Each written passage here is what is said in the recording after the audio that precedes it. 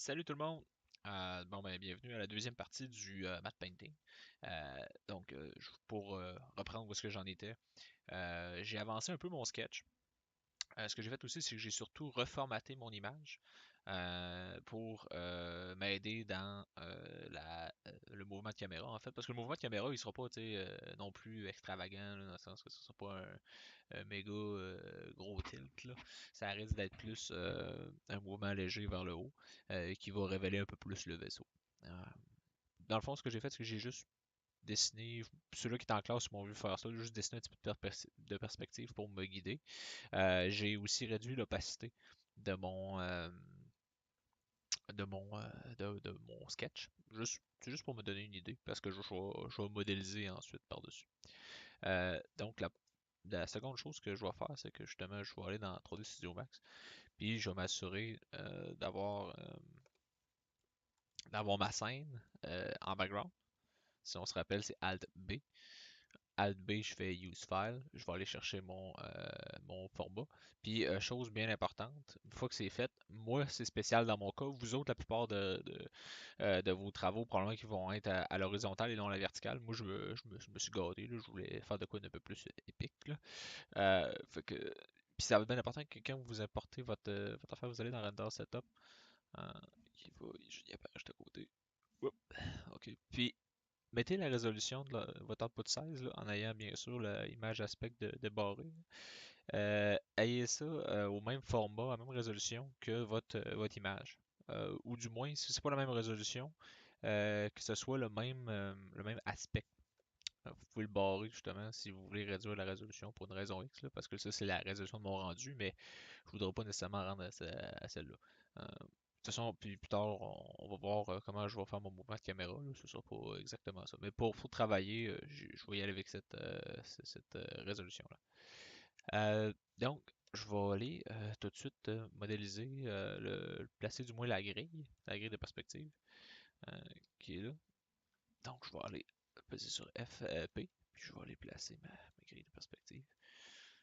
Bien sûr, j'ai fait aussi Shift F euh, pour framer mon image. Oups, qu'est-ce qui s'est passé? J'ai mal accroché ma tablette. Ok,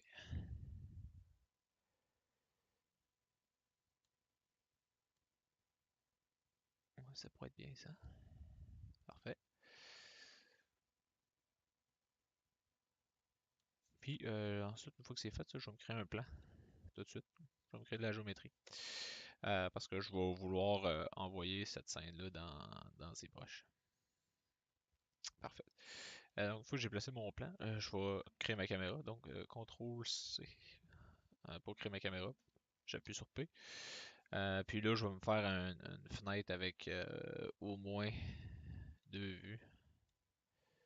Euh, Sûrement qu'il y a moyen d'améliorer mon layout, mais ça va faire la job. Où est-ce que je vais avoir une caméra?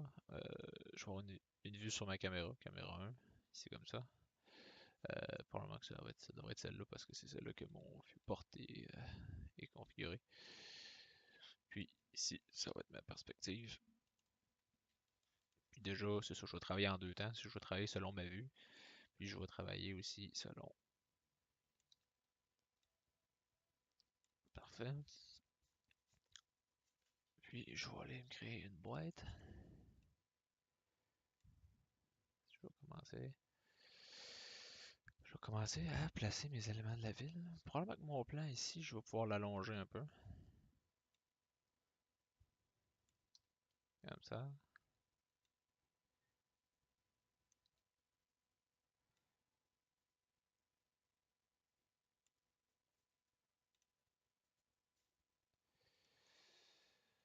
Ok.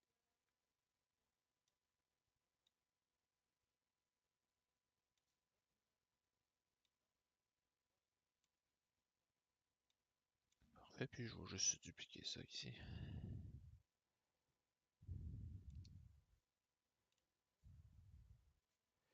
Là, ce que je suis en train de faire, c'est vraiment mon blocking présentement. Il n'y a pas de souci à savoir si je fais exactement la bonne géométrie, la bonne perspective. C'est vraiment pour commencer.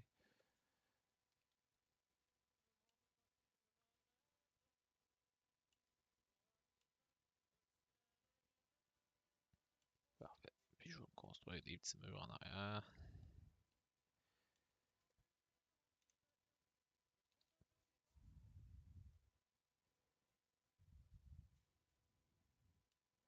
Oups.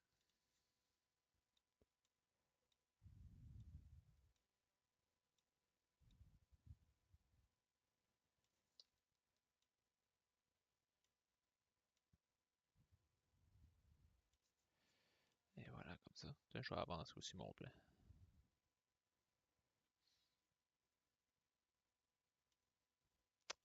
Je dirais que peut-être que tout est un petit peu bas. Je vais juste lever un peu ma caméra. Comme ça ici. Vous voyez? Je vais juste ajuster un peu mon angle. Puis peut-être aussi, je vais essayer d'ajuster mon FOV pour prendre un petit peu plus large. Mon field of view. Dans le fond, ça c'est la lentille qui va aller déformer ma perspective. C'est juste à penser au fameux effet fisheye, là, où est-ce que toute la perspective est distorsionnée dans une image. Comme ça ici. Puis, je vais juste lever tranquillement, pas vite ma caméra. Comme ça. Ouais, fait que c'est quelque chose que vous devriez essayer de faire pour votre matte painting, c'est jouer un petit peu avec aussi votre field of view. Ça va vous aider.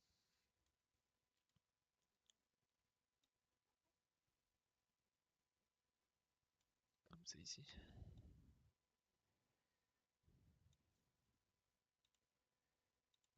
Puis, je vais approcher aussi ma caméra.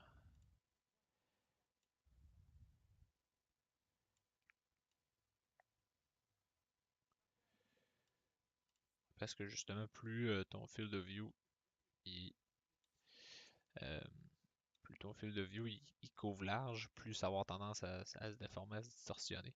Puis moi, c'est ça que je cherche à avoir dans ma scène, c'est que je vais avoir un bel effet là, de perspective un petit peu forcée. Là. Voyez? C'est ici. Quelque chose du genre. Parce que je veux augmenter le côté dramatique de ma scène.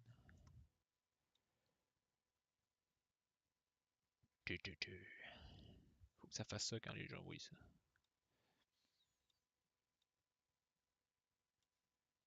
Et voilà.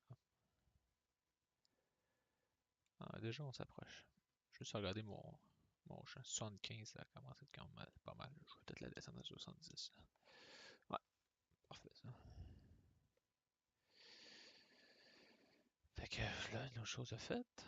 Puis là, ce que je vais faire, c'est que je vais encore augmenter un peu je vais continuer à bloquer un peu mes structures. Là.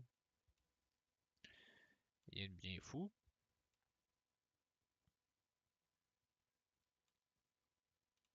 Tout avec des box. D'où le terme blocking. Là.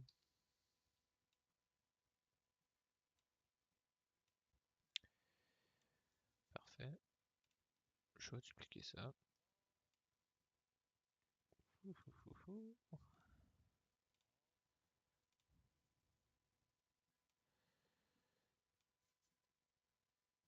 Puis, je vais pouvoir placer ma plateforme, le blocking de ma plateforme d'atterrissage.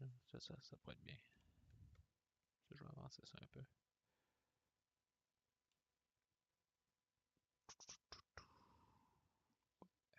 Et voilà.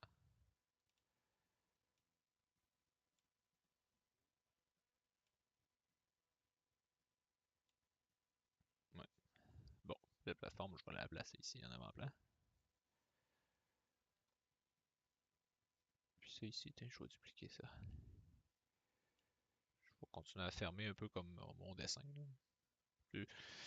C'est pour ça que si vous comprenez un peu mon processus, je me suis pas cassé le basic avec mon dessin. J'ai pas commencé à faire l'illustration de sexe. C'est juste, comme je vous ai montré aussi dans mon horaire, c'est juste le temps de, de se faire un premier placement d'idées, puis d'avoir une idée aussi de la composition. C'est surtout ça qu'il faut vous créer en fait quand vous faites des petits croquis. C'est pas tant de définir tous les détails puis définir les matériaux, mais c'est surtout de voir la composition de l'image, comment elle fonctionne. Voilà, comme ça ici. ça, je vais pouvoir avancer ça un peu. Hmm.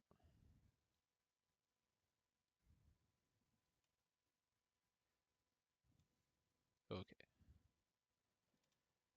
parfait. Donc là, ça va être le temps de placer ma plateforme.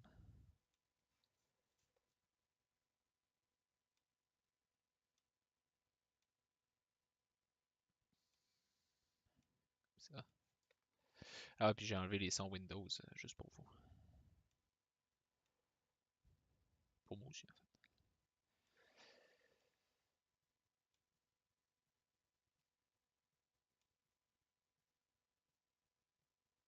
Voilà.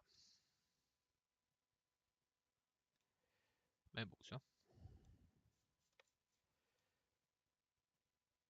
Ok, puis je vais faire un shell.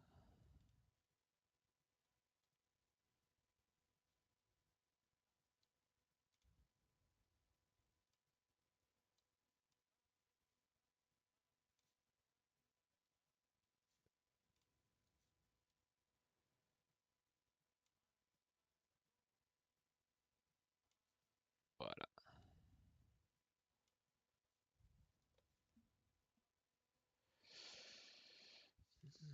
Ok. Dernier petit ajustement ici. Je vais pouvoir commencer à modéliser des petites parties si je veux, ou prendre la photo, tu sais, ça va être vraiment un peu libre à moi rendu là, genre, de savoir exactement qu'est-ce que je veux, qu'est-ce que j'ai de besoin.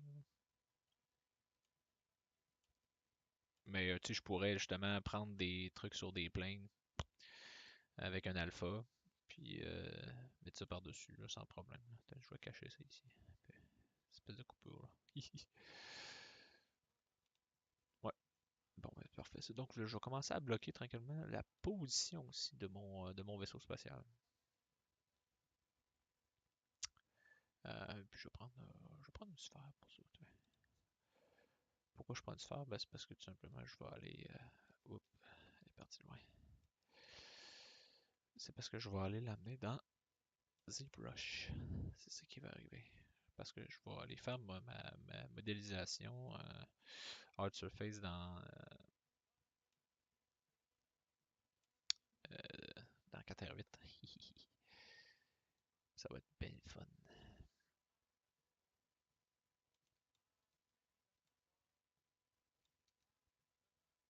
Juste me donner l'orientation, en fait, surtout.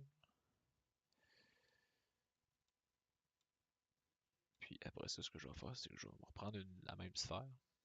Puis je vais. Voilà, comme ça. Puis je vais juste la replacer, en fait, dans son centre. Donc, je vais faire un duplicat. Puis, ça va être mon spaceship. Ainsi comme ça. Puis le spaceship, lui, je vais juste reprendre les positions. Donc à 0, 0, 0. La rotation, on met ça à 0. Scale, ne pas.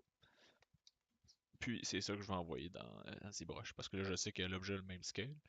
Là, je vais pouvoir m'amuser avec les outils, justement, de 4R8.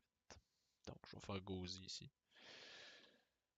Puis, on va laisser la magie arriver. Et voilà, fait que j'ai mon scale. Puis là, je suis rendu dans 4R8. Je vais arrêter la vidéo, je vais reprendre pour une autre partie.